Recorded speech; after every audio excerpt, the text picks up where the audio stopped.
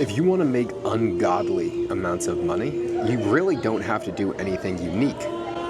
In fact, every single product or service in the entire world is really just lumped into a few core categories, and there's not much unique. You just need to know the human psychology behind them as to how to sell them. You can have the best product in the world, but if you can't get people to buy it, then it doesn't actually matter. So I'm going to go over what the 7 core desires of humans across everything are, how to sell them from different generations, because it's very different if you're a 45-year-old woman or man versus a 20-year-old person. The way you sell to them is differently, their pain points are differently, their desires are different, and the way that you target them are different. But the main 7 desires of humans in general are going to be money and security. I mean, it's just the drive to earn more, to want more, to save, to protect or grow your wealth. The second is sex and relationship. The third is success and status and power. The fourth is health. The 5th is freedom. The 6th is growth and mastery. And the 7th is legacy. And all these is you can flip them, and that turns into the core human pain points, which is the fear of loss. There may be the fear of money,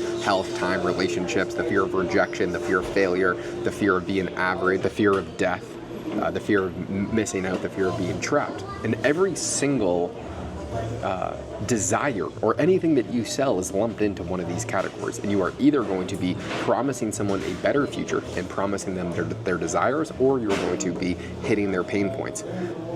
And generationally, it's very different. I have a marketing company where we help a lot of large businesses. Most of them are doing 10 plus figures, and most of their target audiences are older people. So how do you sell to older people versus younger people? Because this is something I had to learn very quickly, because if I didn't, I would have failed. Because for myself, if someone were to sell to me, I'm a 22-year-old kid, they would be selling on my future desires. Young people don't have anything to lose, so you want to promise them a better future. Think about all the young people that you know that are super successful today online. What they do is they show you a better future. They show you the Lamborghini, they show you that they're flying private, they show you the watches that they have, because they are showing you, if you take what they did, their unique mechanism, and you did it for yourself, you could have those same things. You could have the status, you could have the power, you could have the above average life. And all of that gets correlated with getting more women. And that is what young men want. Young men want to be respected. They want to have more things, all for the reason of getting more women and having a better chance of reproducing. And so all of these kids online that are showing you the dream life are doing it to then sell you a product to say that if you do what I tell you to do, you will have the same life as me. Very simple. But that does not work as much on a 45-year-old person who already has a family. They are more so scared of losing what they have. 45-year-old person that is already successful, they work so hard to get what they have. You need to threaten them that if they don't take action, they are going to lose it, that they are missing something, that their family is going to be disappointed in them, that they are going to let down all of these people. And so working for if you are a younger marketer for yourself, you need to promise people the future if your target audience is young people. For older people, you need to hit pain points harder, substantially harder. Their fear of losing what they've already done. And that's where understanding the person that you are trying to market to is so important, because if you can understand the pain points that they have, the desires that they have, the living situation that they're in better than they can articulate it or they can say for themselves, they are also going to correlate your understanding of their problem and their desires with your ability to solve their problem. That is the entire gap of what marketing is, pretty much. Understanding what someone is missing and finding a way to get it to them. And if you can do that successfully, that relates to a ridiculous amount of money. For one of our clients, we are raising hundreds and hundreds of millions of dollars per year by using some of these tactics. We are getting hundreds of millions of views for our clients by using these tactics, by hitting pain points or promising future desires. And I would say everything really just comes down to 3 core subjects, which is survival and security.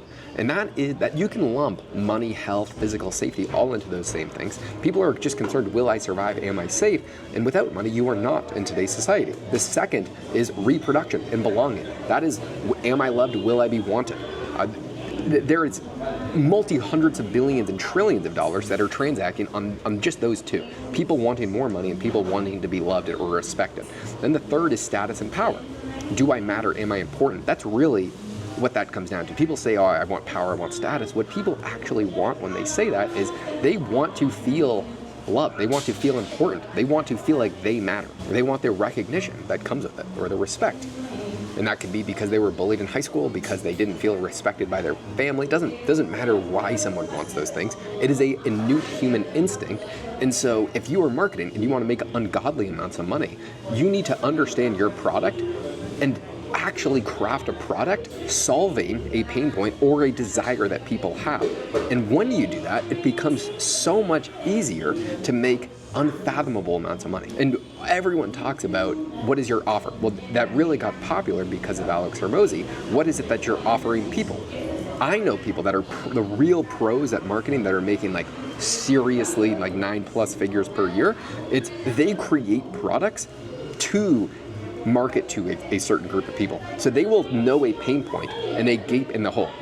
One of my friends is women that are the age 50 that want to lose the love handles and their belly fat. And the way that they market it is, I mean, do you feel like your husband doesn't want to sleep with you anymore? Do you have a harder time walking up the stairs? Are you doing X, Y, Z thing? Do you feel less comfortable in your bikini? Do you feel less comfortable? They're hitting on the pain point of this woman, because women in total, they feel a sense of they want to be loved, they want to matter, they want to feel comfortable, they want attention. And think about it, the young girls, they feed their attention off of Instagram, off of posting, off of gratification from other people. That doesn't go away when you're older, but you stop getting as much of it. So for that group of people, you're getting them into a funnel to solve that problem. And he created a product because he saw a gaping hole in the marketplace, because he saw a way where he could present it and market it to them. And so you have to think of your product as, what problem am I solving?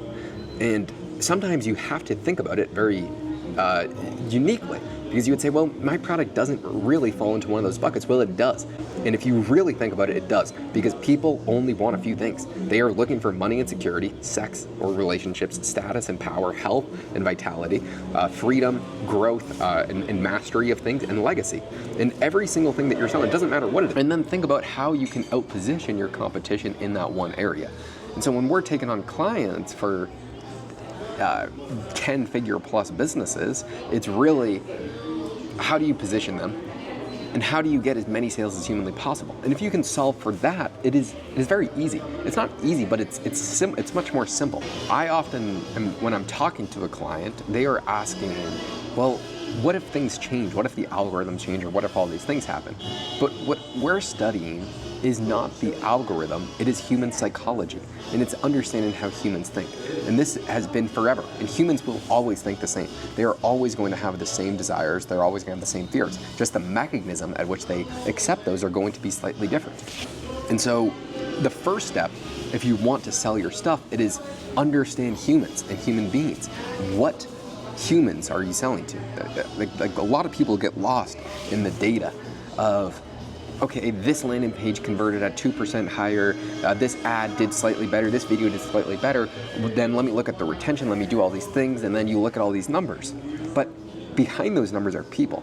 And so if you understand what levers to push that make people do things, that is what's really important. And you can track all this stuff, but if you're not making decisions, understanding how it impacts people, most of what you're doing isn't really moving the needle.